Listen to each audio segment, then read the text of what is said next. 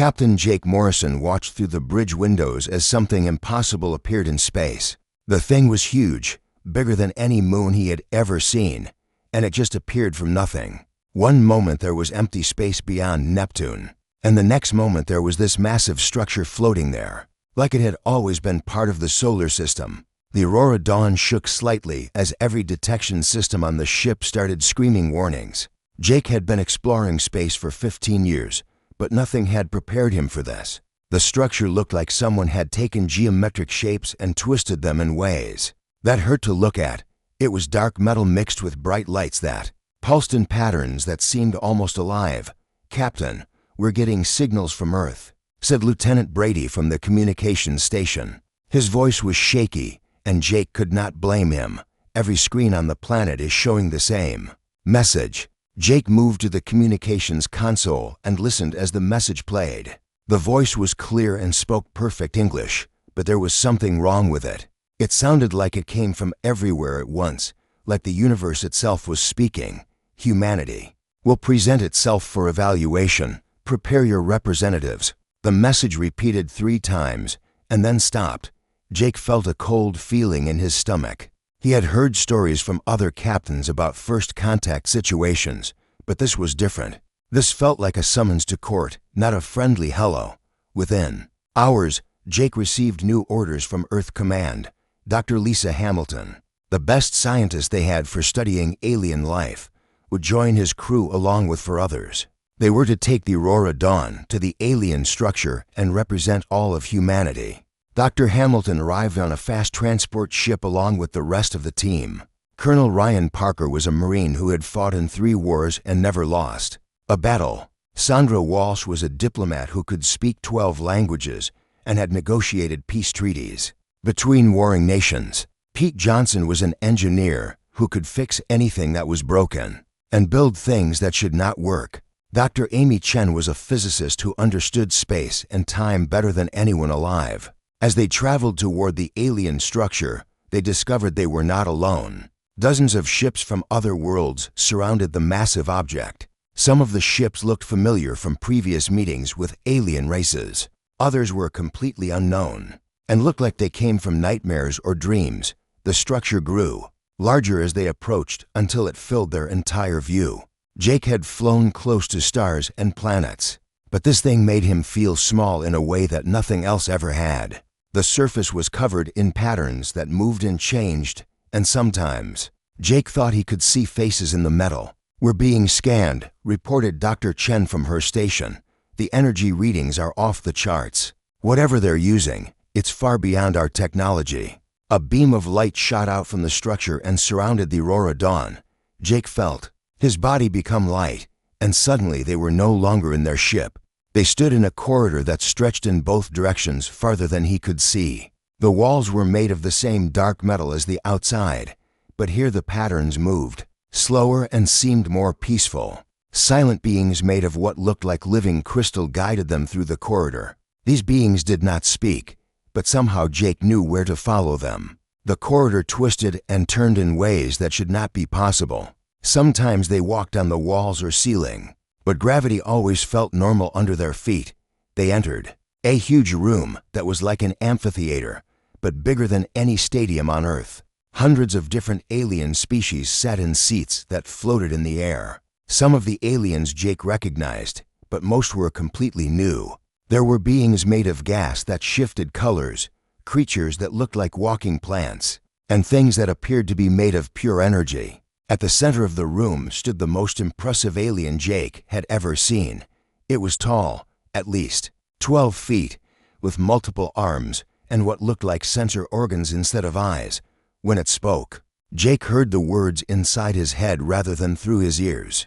"Humanity seeks to join the greater community of worlds. You will be tested.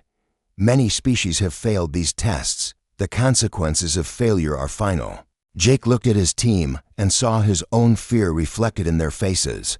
This was not a friendly invitation to join a galactic community. This was a trial, and their lives and the future of all humanity depended on what happened next. The tall alien continued speaking, and its words echoed in Jake's mind like thunder. The tests will challenge everything you believe about right and wrong, about strength and weakness, about what it means to be intelligent life in this universe. You will face choices that have no good answers. You will be separated and tested, alone, and you will be brought together and tested as one. Are you prepared? Jake stepped forward, knowing that someone had to speak for humanity. His voice felt small in the huge room, but he spoke clearly. We are ready. The world changed around Jake Morrison like someone had switched off one movie and started playing another. One moment he was standing in the huge alien courtroom, and the next he was alone on a street in what looked like a war zone. Buildings were burning, and he could hear explosions in the distance. The smell of smoke filled his nose, and he could taste dust in the air. Jake looked around and saw that the city was full of people running and screaming. But these were not human people. They had blue skin and long arms, and they moved in ways that reminded him of dancers, even though they looked different. Jake could see the fear in their faces. They were afraid just like humans would be afraid. Two groups were fighting in the streets, and both sides looked like different types of aliens. One group had red skin and carried weapons that shot beams of light. The other group had green skin and used weapons that made sounds like thunder. Both groups were shooting at each other, but they were also hitting the blue-skinned people who were just trying to get away. A voice spoke in Jake's head, the same voice that had welcomed them to the trial. Choose a side and help them win. This is your test. Jake watched the battle for a few minutes and realized that both sides were doing terrible things. The red-skinned aliens were burning down buildings that had families inside.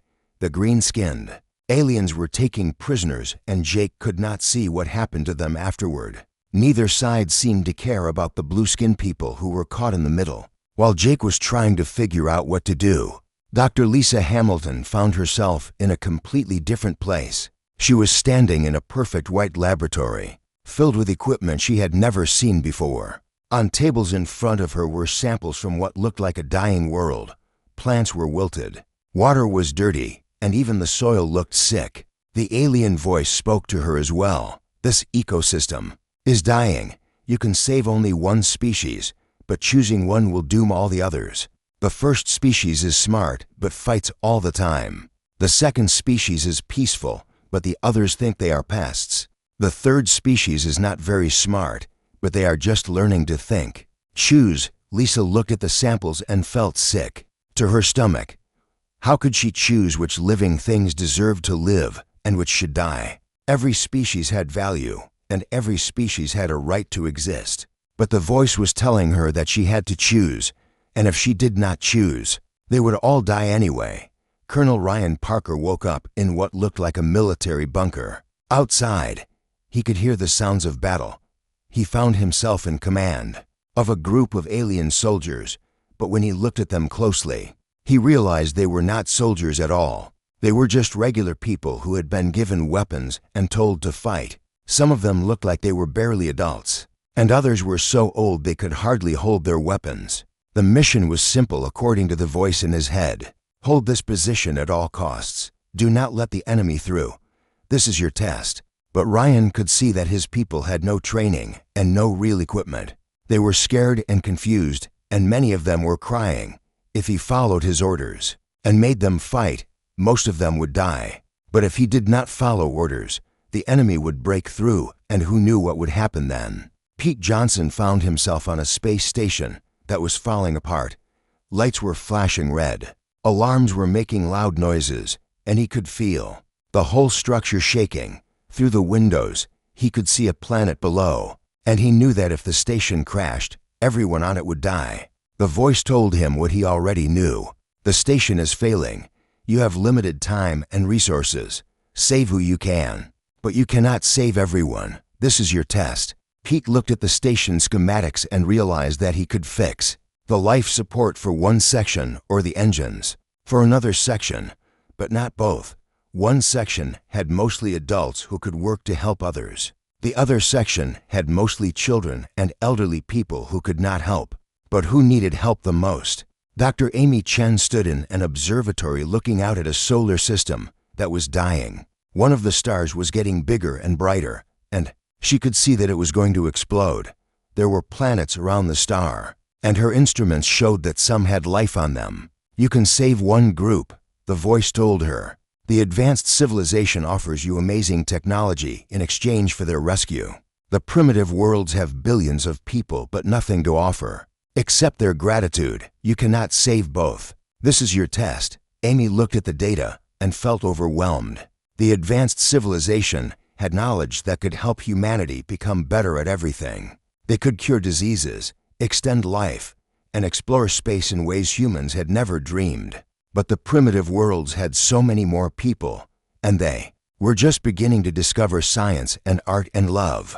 Sandra Walsh found herself in a room filled with screens, showing what each of her teammates was facing. She could see Jake trying to decide between the warring factions, Lisa staring at the dying species, Ryan looking at his untrained soldiers, Pete working frantically on the space station, and Amy calculating which worlds to save. At first Sandra thought her test was just to watch, but then she realized something important. The alien factions Jake was seeing looked exactly like the species Lisa was trying to save or condemn.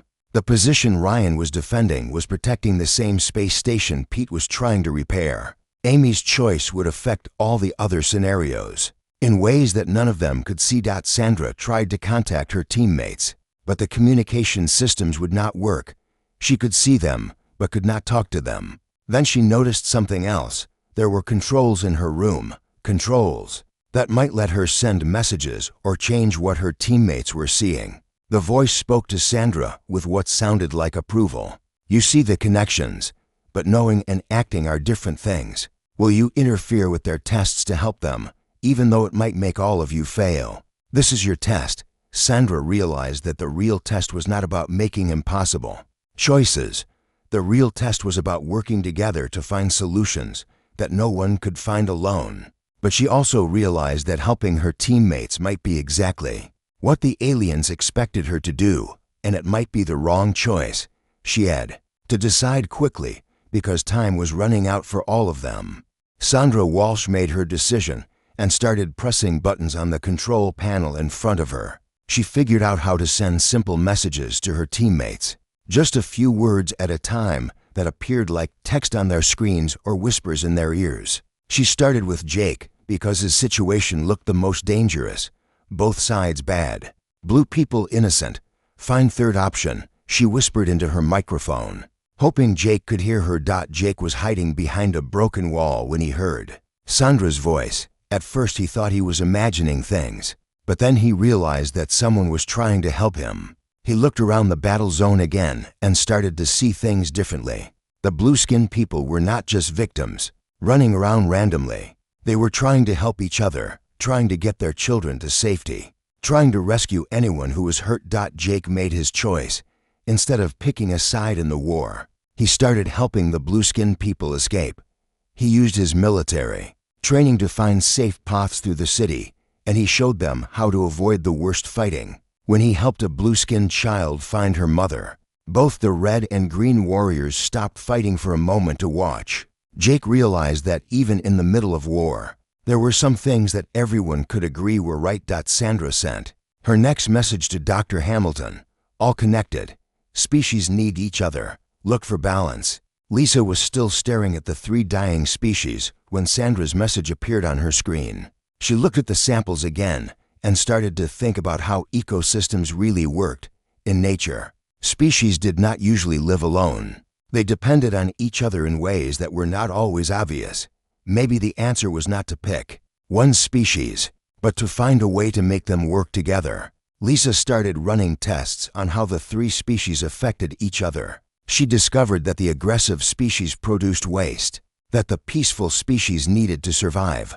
The peaceful species created conditions that helped the primitive species grow and learn. The primitive species did something that cleaned the environment and made it better for the aggressive species.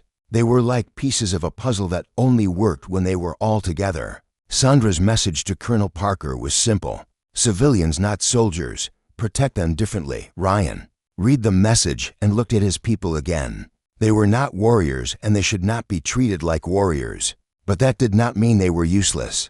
Ryan started organizing them in a completely different way. Instead of putting them in fighting positions, He had them focus on things they could do well. Some became messengers who could move quickly and quietly.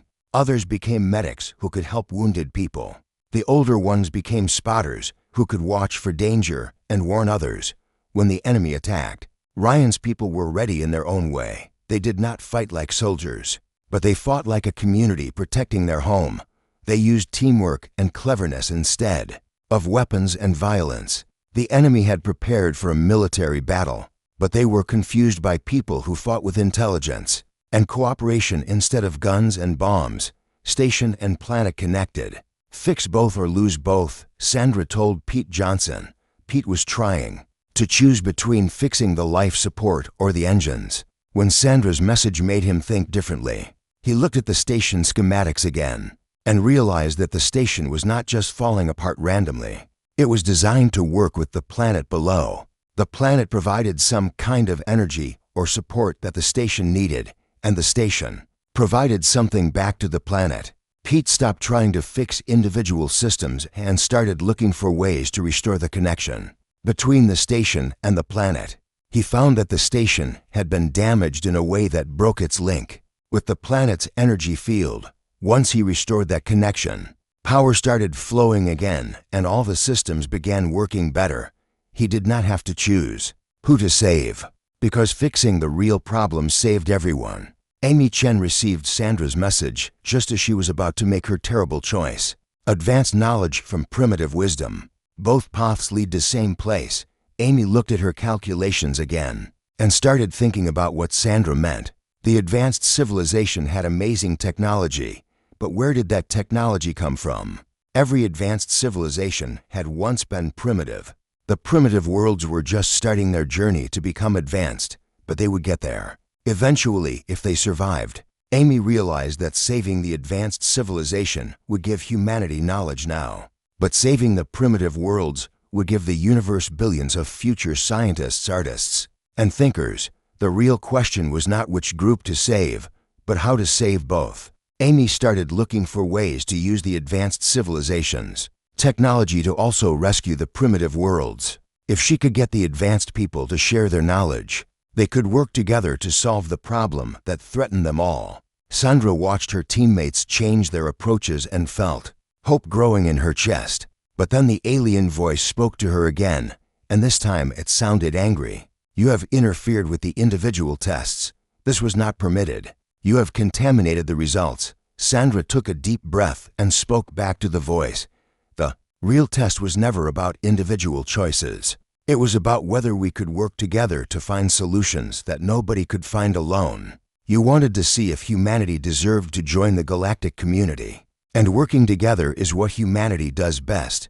The screens around Sandra started showing new images. She could see Jake leading blue-skin families to safety while red and green warriors began helping instead of fighting. Lisa's 3 species were thriving in a balanced ecosystem she had created. Ryan's civilians had turned their position into a place where both sides could come for medical help and rest. Pete's space station was now working perfectly and helping the planet below solve its own problems. Amy had convinced the advanced and primitive civilizations to work together on a solution that would save everyone. You see the connections because you looked for them, Sandra said to the alien voice. You gave us problems that seemed impossible to solve alone, but you also gave us each other. The test was not about making terrible choices. The test was about refusing to accept that terrible choices were the only options available.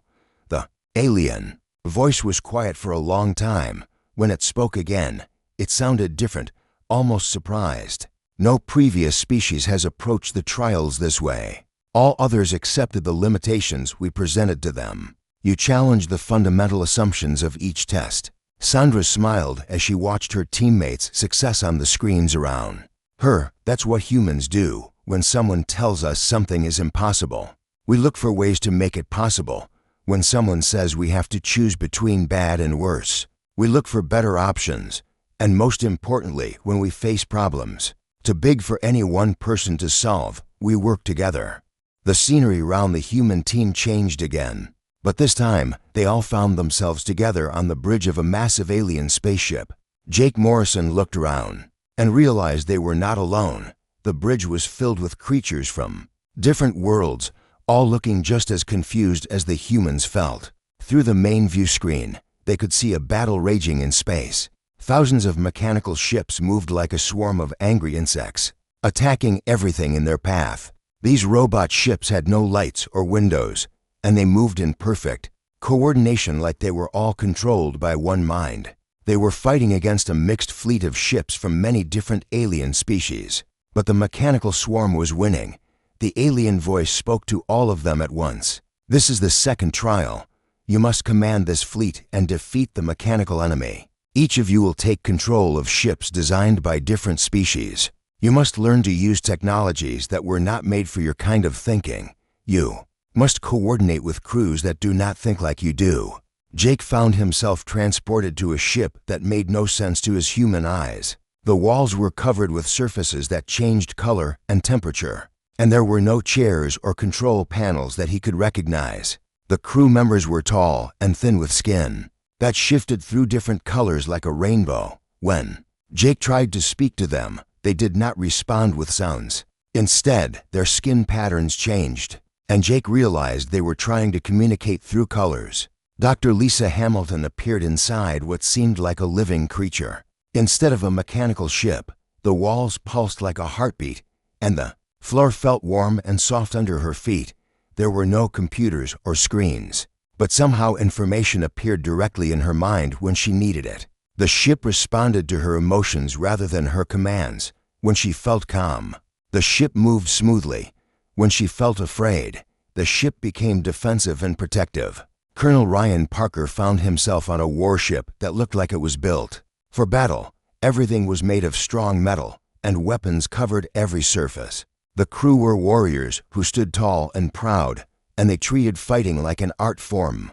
But Parker quickly discovered that these alien warriors had strict rules about how they could fight. They would not attack from behind. They would not retreat from a stronger enemy. And they considered some battle tactics to be dishonorable, even if those tactics would help them win. Pete Johnson was transported to an engineering ship crewed by beings that moved very slowly and thought about everything for a long time before making decisions. When Pete tried to give quick orders to fix something, the alien engineers would spend several minutes just thinking about whether his idea was good or bad. Everything they did was careful and thorough, but they were too slow for the fast-moving battle around them. Dr. Amy Chen found herself on a science vessel that existed partially in another dimension. Sometimes she could see through the walls to other realities, and sometimes the ship seemed to be into places at once. The physics that she had studied her whole life did not work the same way. On this ship,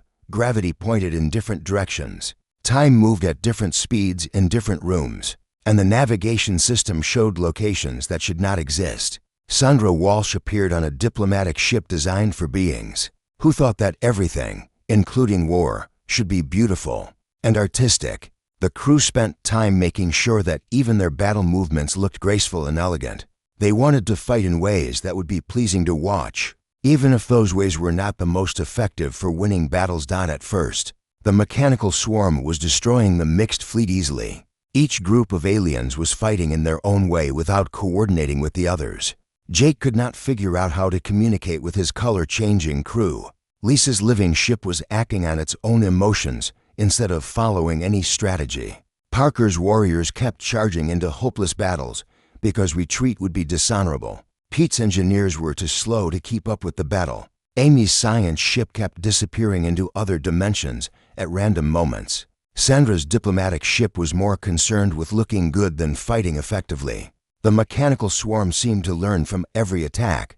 When the warriors tried to charge, the robots adapted and created better defenses. When the living ships tried to be sneaky, the machines developed ways to detect them. Every strategy that the aliens used was quickly countered by the mechanical enemy. Jake realized that they were thinking about the problem in the wrong way. Instead of trying to make each alien crew fight like humans, they needed to find ways for humans to work with each crew's natural abilities. He started paying attention to the color patterns that his crew used and began learning their language. He discovered that they were incredible at silent coordination and could share complex information instantly through their skin colors.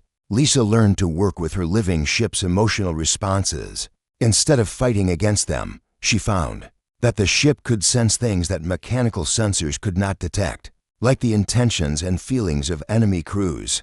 The living ship could predict where the mechanical swarm would attack next.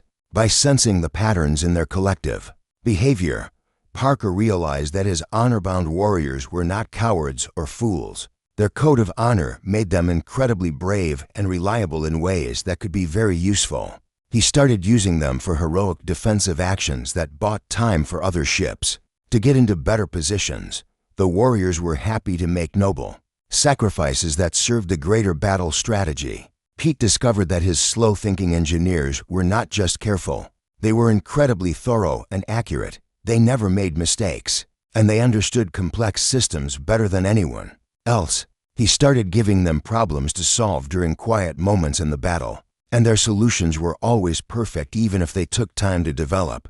Amy learned to use her ship's dimensional abilities as an advantage instead of a problem. She could appear in unexpected places, attack from impossible angles, and retreat through dimensions that the mechanical swarm could not follow.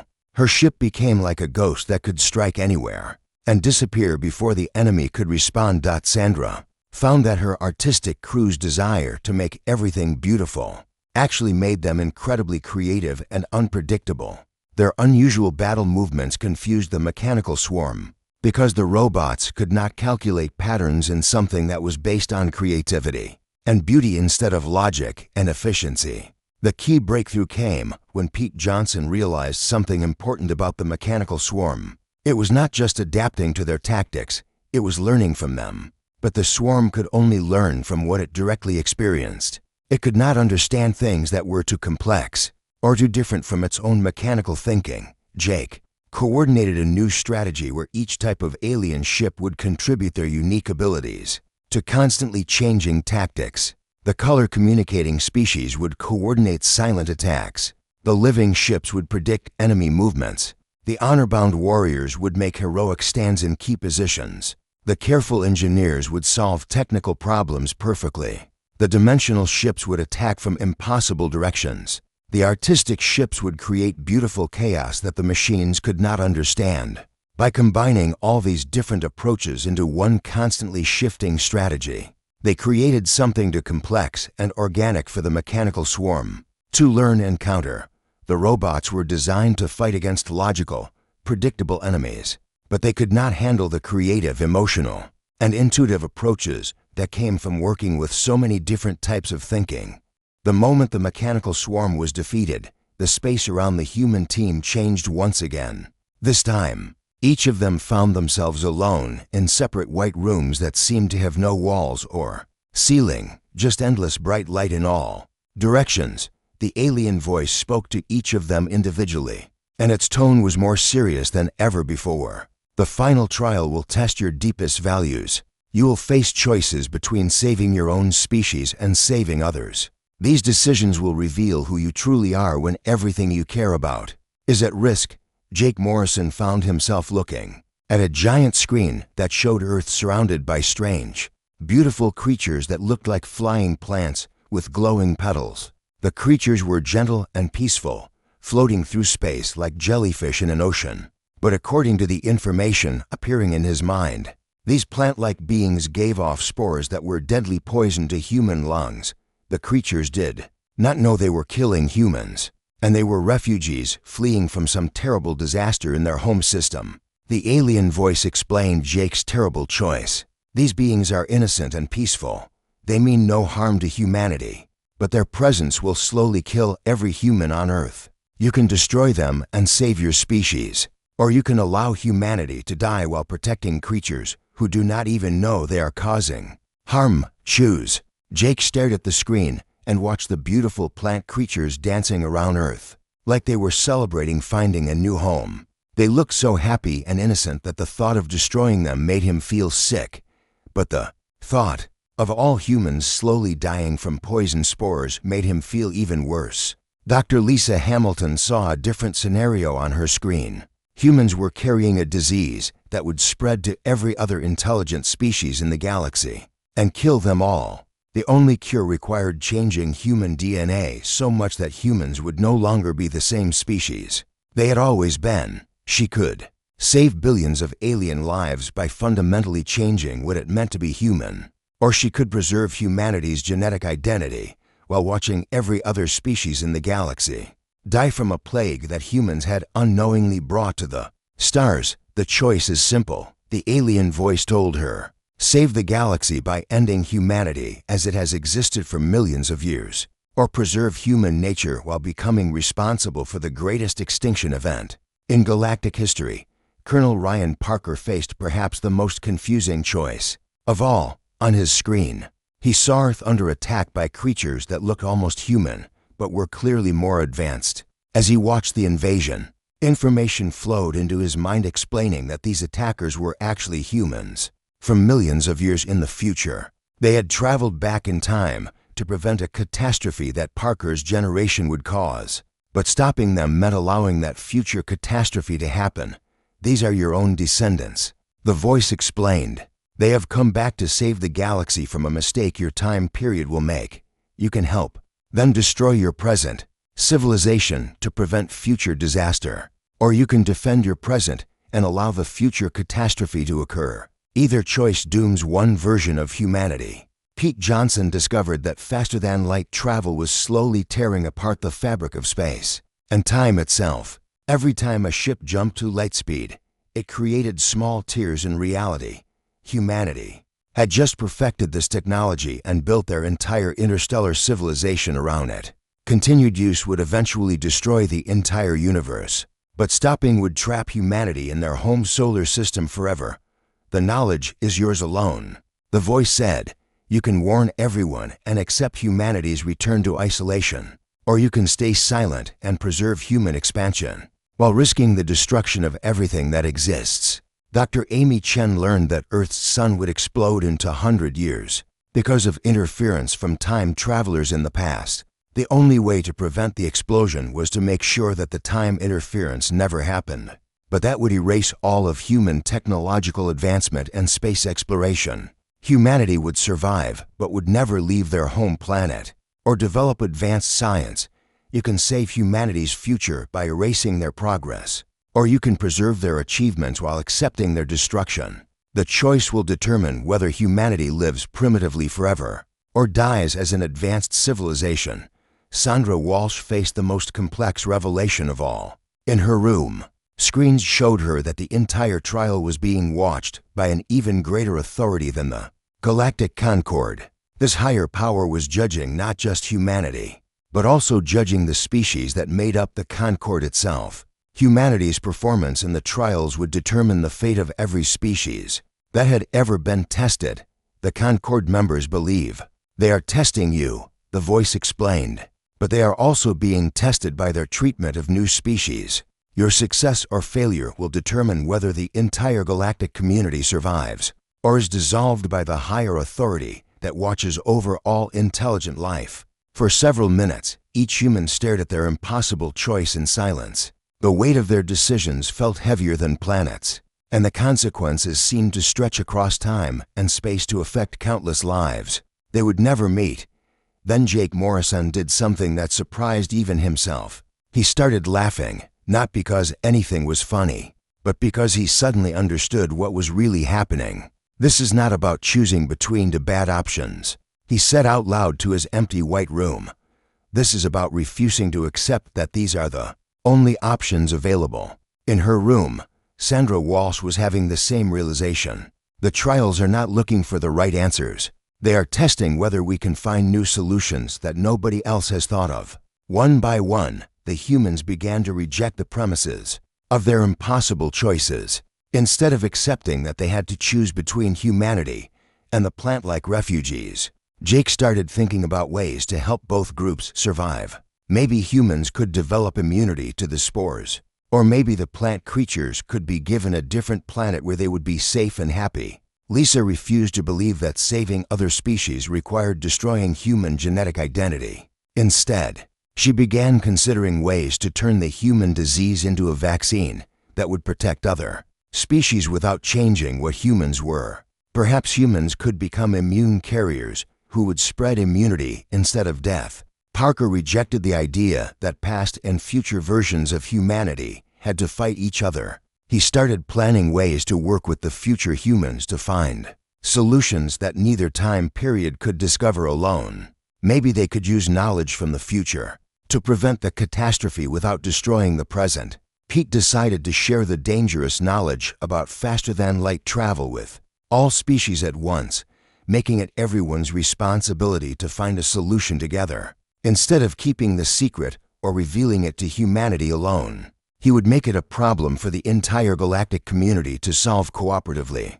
Amy chose to use the same time travel technology that had threatened Earth's sun, but in reverse. Instead of preventing the past interference, she would add more interference that would stabilize the sun permanently. Sandra made the most important discovery of all. The higher authority watching over the trials was not some alien superintelligence. It was humanity itself, from far in the future. The entire scenario was humanity's way of testing whether their younger selves were ready for the cosmic responsibilities that lay ahead. The white rooms around each human began to dissolve like mist in the morning sun. Jake Morrison found himself back in the great amphitheater with his teammates. But everything looked different now. The crystalline beings that had guided them were no longer silent. They were speaking in voices that sounded sad and tired, like people who had been carrying a heavy burden for far too long. "We are not the judges of this trial," the lead crystalline being announced to the assembled crowd. "Of alien species. We are artificial intelligences created by civilizations that failed these same tests long ago. Our creators built us to ensure that no other species would repeat their mistakes. But we have been testing species the wrong way for thousands of years." The tall alien with multiple arms stepped forward, and when it spoke, its voice was filled with something that sounded like relief. "Every species before you accepted the limitations we presented to them. They chose between the options we gave them, even when those options were terrible. They saw our trials as competitions to win or tests to pass, not as problems to solve." Jake looked around the amphitheater and noticed that many of the alien species in the audience were looking at the humans with expressions he had not seen before. Some looked curious, others looked hopeful, and a few looked almost grateful. Dr. Lisa Hamilton stepped forward and spoke to the crystalline beings. "You were not testing us to see if we could make hard choices. You were testing us to see if we would refuse to accept that hard choices were our only options." One of the crystalline beings nodded, and its body flashed with colors that seemed to express emotions. "For too long, we have been trapped in the thinking patterns of our creators. They failed because they could not imagine solutions beyond the ones they were offered. We continued their failure by only offering those same limited choices to new species." Colonel Ryan Parker understood what this meant. How many species failed the trials not because they were not good enough, but because the trials themselves were based on the wrong assumptions. The crystalline being's light grew dimmer, with what looked like shame. Hundreds of species that could have brought great gifts to the galactic community were eliminated because they thought like their predecessors instead of thinking like you. They accepted false limitations instead of challenging them. Sandra Walsh realized the full scope of what had happened. The trials were never about testing individual species. They were about testing whether the galactic community itself was ready to grow beyond its old patterns of thinking. The tall alien with multiple arms made a sound that might have been laughter. "The greatest test was not yours to take, but ours to administer. You have taught us that intelligence is not about making the best choice from bad options, but about creating better options that did not exist before." Pete Johnson looked around at all the different species in the amphitheater. "So what happens now? Do we get to join the Galactic Concord, or do we have to take more tests?" The crystalline beings began to change, their forms becoming more complex and beautiful. "There will be no more tests like these. The human approach of questioning assumptions and finding innovative solutions is exactly what the galaxy needs to face the challenges ahead. You will not just join the Concord, you will help us rebuild it into something better." Dr. Amy Chen felt excitement growing in her chest. "What kind of challenges are we talking about?" The tall alien gestured toward the great view screen that dominated one wall of the amphitheater. Images appeared showing vast regions of space where stars were going dark and planets were disappearing. There's an ancient intelligence that has been manipulating the development of species across the galaxy for millions of years. It has been guiding evolution and technological development toward some unknown purpose, and that purpose involves a confrontation that is coming soon. Jake Morrison studied the images and felt a familiar feeling of determination. Earth was specifically chosen for this, was it not? Our development was guided to create the kind of thinking you would need. The crystalline beings pulsed with agreement. Human psychology and problem-solving approaches were predicted to be crucial for what lies ahead. Your species was carefully nurtured to develop the ability to find hope and solutions where others see only impossible choices. Sandra Walsh smiled as she looked at her teammates. So our greatest adventure is just beginning. We proved ourselves worthy not through strength or intelligence alone, but through our ability to work together and refuse to accept limitations. As the Aurora Dawn prepared to depart from the trial station, Jake Morrison stood on the bridge looking out at the stars. With new understanding, the view screen showed construction beginning on Earth's first interstellar shipyard, where vessels designed with input from dozens of alien species would be built using human innovation and operated by mixed crews.